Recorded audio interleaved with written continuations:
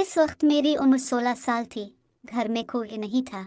अम्मी, अबू रिश्तेदारों के यहाँ गए हुए थे और घर में अकेली थी। मैंने सोचा उस्ताद जी के आने से पहले नहा लूं, फिर आराम से बैठकर पढ़ाई करूंगी। मैं कमरे के अटैच बाथरूम में नहाने चली गई। कुछ देर बाद बाहर आई तो सामने उस्ताद जी सोफे पर बैठे मेरा इंतजार कर रहे थे।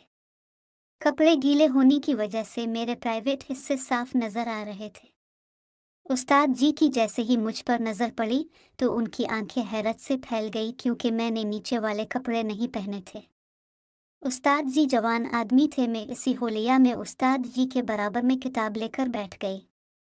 अचानक मेरी नज़र उस्ताद जी की शलवार पर पड़ी तो उगैर देखकर शर्मिंदा हो गई।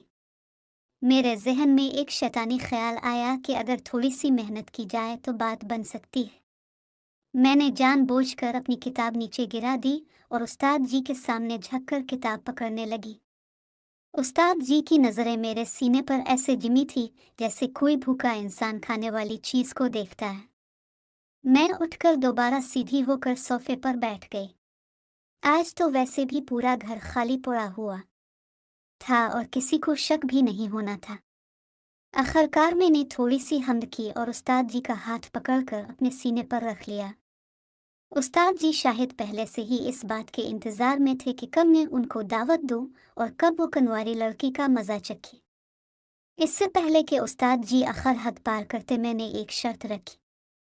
मेरी शर्त सुनते ही उस्ताद जी ने हामी भरकर कहा कि मुझे तुम्हारी हर शर्त मंजूर है। जैसे उस्ताद जी ने हामी भरी तो मैंने सोफे पर ही उनके साथ।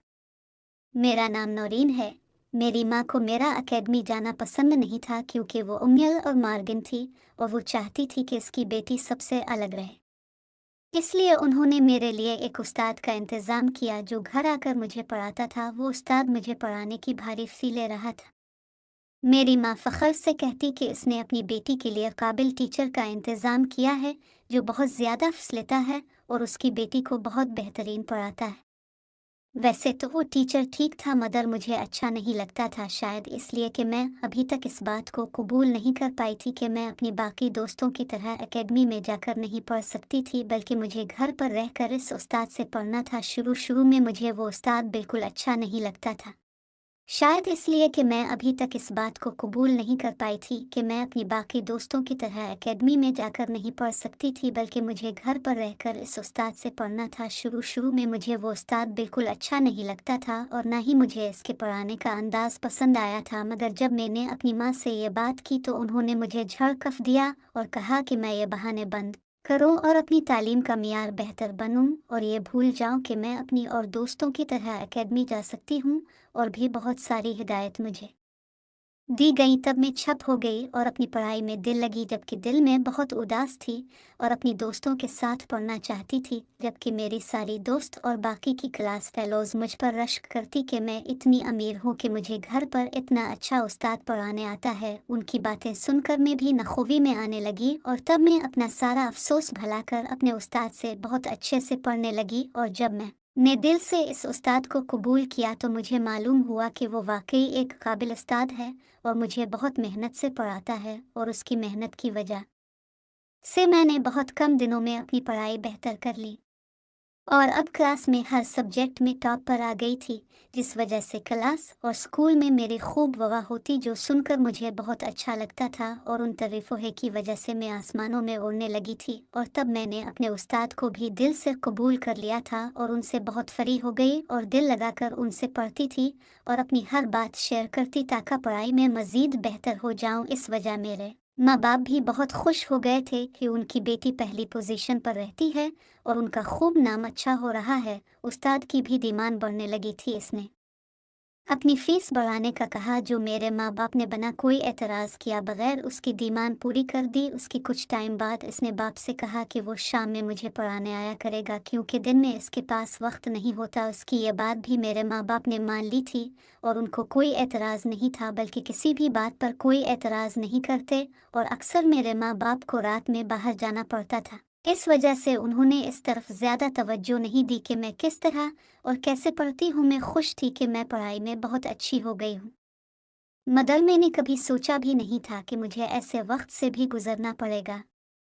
कि मैं जीने के काबिल भी नहीं रहूंगी और कल तक जो लोग मेरे आगे पीछे घूमते थे और मुझे हसरत से देखते थे वो बाद में मुझ पे थकना भी पसंद नहीं करेंगे। इस शाम जब वो मुझे वो पढ़ाने आया तो हसब मामूल मेरे वालिदैन पार्टी पर जाने के लिए तैयार थे। वो तकरीबन हर शाम रात ही किसी पार्टी या किसी शादी में जाते थे और पीछे मेरे पास दाइमा और एक मुलाजमा छोड़ जाते, मगर इस रोज़ दाई माँ अपने गांव गई हुई थी और मुलाजमा की तबीयत ख़राब होने की वजह से क्वार्टर में जा चुकी थी और घर में अकेली और तन्हा थी। और थोड़ी देर बाद उस्ताद जी मुझे पढ़ाने के लिए आ गए। मैं थोड़ी घबरा रही थी, मैं बिल्कुल अकेली थी, मगर मेरे वालिदैन को इस बात से फ़र्क नहीं पड़ना था और मैं खामोशी से पढ़ने बैठ गई। उस्ताद ने मुझे पढ़ाना शुरू किया। सबसे पहले उन्होंने मुझे नंबर हल करने को कहा तो मैं नंबर हल करने में इतनी मसरूफ़ हुई कि फिर याद भी नहीं रहा कि मैं इस घर में अकेली हूँ और वो उस्ताद भी मेरे साथ बैठा है, जो वैसे तो मेरा उस्ताद था, मगर इस वक्त उसके दिमाग पर शैतान सवार था।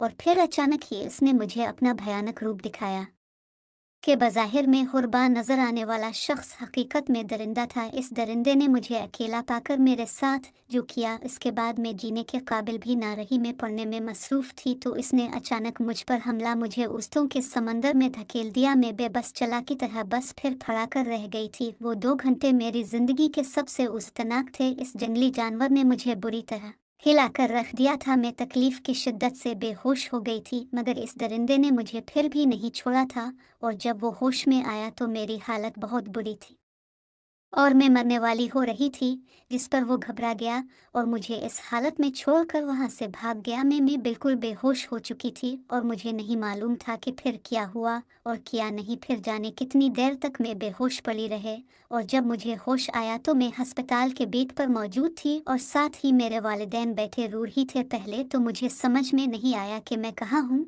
और क्यों हूँ, मगर फिर जब धीरे धीरे मेरे हवास जागने लगे तो वो पूरा मंजर मेरी आंखों के सामने गेवनी लगा। मैं फिर से चीखने चलाने लगी।